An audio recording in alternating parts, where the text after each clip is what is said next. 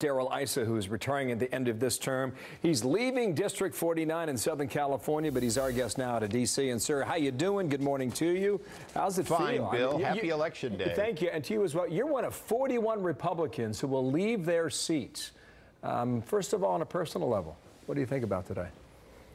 Well, you know, if you don't believe in term limits after 18 years, when do you? So it was time. It was time maybe 2 years, 3 years, 4 years earlier. But I've enjoyed what I've done, but there comes a point at which you're reauthorizing legislation you passed a decade earlier. So I'm looking forward to life after Congress. I'm also looking forward to this administration to continuing to grow the economy. So it's a good time to leave in that sense. What is your sense about today? I mean, you're one of these districts that could really flip toward Hillary Clinton. There were 23 House districts Republicans are defending today where she won at the presidential level, but a Republican held on to the seat like you did in 49. What gives at the end of the night, do you think? Well, to a certain extent, you have to write off some of California. My district was never in play this cycle, and so it was never funded. And quite frankly, we know the results already, and there will be a Democrat representing La Jolla and Solana Beach for the first time in a number of years. But I have to remind people, I took that part of the district from a Democrat, and someday it'll be taken back. But for now, California is leaning very hard to the left. Okay, but there are, I think, 7 other districts in California where the rest of the they kind of split the vote. What do you think comes in the end? What is the net gain for Democrats in that?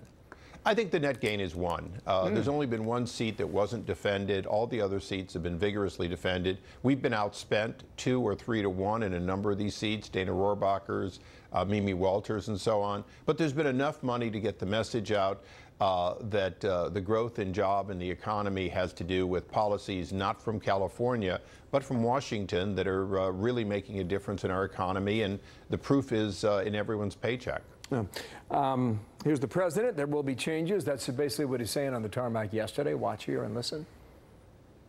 Administrations make changes usually after midterms, and probably will be right in that category too. I think it's very customary. No timeline. No timeline. I mean, for the most part, I love my cabinet. We have some really talented people. How much consideration have you given to that after this vote?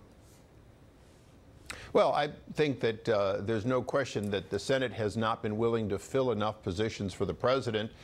So he's going to both have to reshuffle people to meet the needs and push harder on the new Senate to get the kind of confirmations he needs. You know, throughout government at all levels, there are vacancies, often career vacancies, because the Democrats in the Senate are forcing 30 hours of debate for most confirmations. Okay. Bob Mueller may get back to work after this vote. There's some rumors, but I mean, these rumors have been out there for 2 years, that he'll make a move after Election Day. What is your view on that? Well, he's been quiet, but he hasn't been without constant work. This is somebody who's been looking for a crime and hasn't found one in 2 years. And that's the reality of his investigation.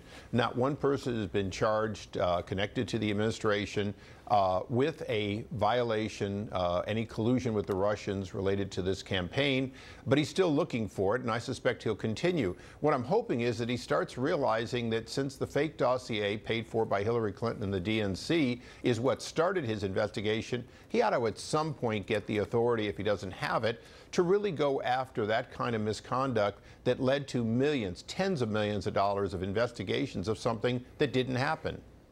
Last question then, back to the midterm voting. Yes. 105 million is the prediction. That's a lot for a midterm. It's great for democracy, but it's a lot for a midterm. What do you think those voters are trying to say? Are they voting local or national? Are they voting for something or against something? You know, in some cases, these races have been nationalized. I certainly think that there are examples, but then some are localized. In West Virginia, we're looking at Senator Manchin, who's voted with the president on more than a few occasions, who's wildly popular, and it's a local referendum on whether to keep him as a split vote. The same thing in Tennessee. Those are areas where it's not about President Trump. It's really about your local favorite. In other areas, it is, in fact, a referendum on do we, in fact, support the impeachment of the president, which is what the Democrats have vowed to do. Are we going to stalemate the administration's efforts to improve our economy further in the House? That in some of these races is absolutely the case. I'll tell you, Bill, the one thing you'll see, though, is in one district, they'll be campaigning about this person is just like Trump. Move over one district, and they're not mentioning Trump at all. So it's very much about where the Democrats think that they can use Trump against a candidate versus when they're shying it away from him because, in fact, this administration's success. Let's see how the results turn out on that. Sir, thank you so much. I think you just got a text message. Darrell Issa there in See you late Washington, tonight. D.C.